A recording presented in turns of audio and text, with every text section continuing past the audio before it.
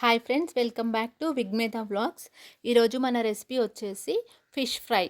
ఈ fish fry అనేది ఇలా మనం డీప్ ఫ్రై చేయకుండా నార్మల్గా 1 స్పూన్ ఆయిల్ తోటి ఫిష్ ఫ్రై ఎలా చేసుకుంటాం అనేది చూపిస్తాను ఈ వీడియోలో. వీడియో అయితే స్కిప్ చేయకుండా చూడండి.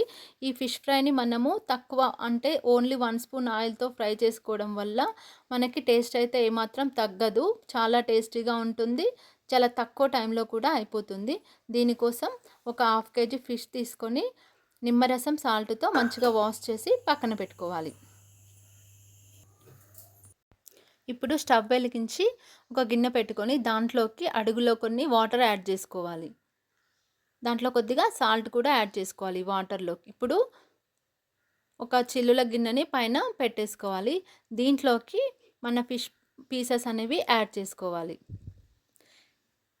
ఇలా యాడ్ చేసుకొని మూత పెట్టేసుకొని ఈ ఫిష్ పీసెస్ని మనం స్ట్రీమ్ పైన 2-3 మినిట్స్ ఉడికించుకోవాలి. ఎక్కువసేపు ఉడికించొద్దు, ఇవి ఫాస్ట్గా కుక్ అవుతాయి కాబట్టి 2-3 మినిట్స్ ఉడికించుకోవాలి.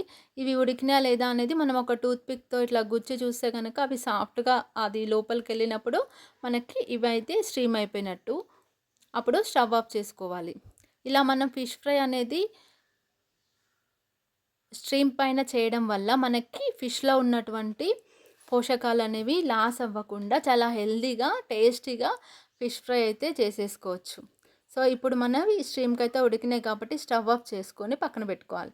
ఇప్పుడు ఈ ఫిష్ ఫ్రైకి కావాల్సిన మసాలా కారం అనేది ప్రిపేర్ చేసుకుందాము. దీనికోసము కారానికి సరిపడా ఎండుమిర్చి, ధనియాలు, 1 ఇంచు చెక్క, ఒక 2 ఏలకులు, వెల్లుల్లిపాయ రెబ్బలు 7-8, హాఫ్ టేబుల్ స్పూన్ జీలకర్ర, రుచికి సరిపడా సాల్ట్ యాడ్ చేసుకొని వీటన్నిటిని గ్రైండ్ చేసి పౌడర్ లాగా పక్కన పెట్టుకోవాలి. వీటన్నిటిని పచ్చివే చేయాలి, రోస్ట్ చేయాల్సిన అవసరం లేదు.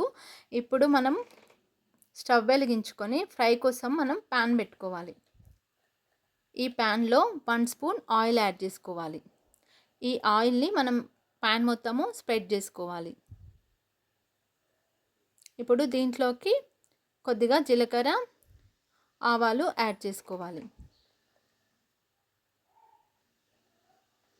ఇవి హీట్ ఎక్కినాక ఇప్పుడు మనం ప్రిపేర్ చేసుకున్నటువంటి మసాలా కారంని దీంట్లోకి గ్రైండ్ చేసి పెట్టుకున్నటువంటి ఆ మసాలా కారంని ఈ పోపులో యాడ్ చేసుకోవాలి. కొద్దిసేపు దీంట్లో ఈ ఆయిల్లో ఫ్రై చేసుకోవాలి.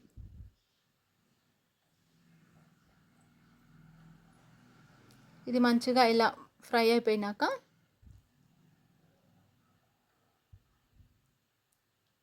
దీంట్లోకి ఇప్పుడు మనం స్టీమ్ చేసి పెట్టుకున్నటువంటి ఫిష్ పీసెస్ని యాడ్ చేసుకోవాలి.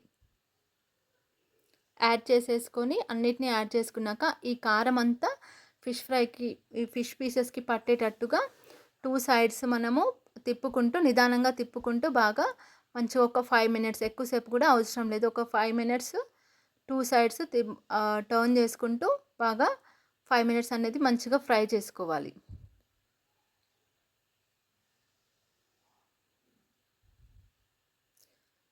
ఈ మసాలా అంతా ఫిష్కి పట్టేటట్టుగా మంచిగా ఫ్రై చేసుకోవాలి. ఈ మసాలా కారంతో అయితే ఫిష్ ఫ్రై అయితే చాలా అంటే చాలా టేస్టీగా ఉంటుంది. ఒక్కసారి చేసుకున్నారంటే మీకే తెలుస్తుంది టేస్ట్ అనేది, అంత బాగుంటుంది.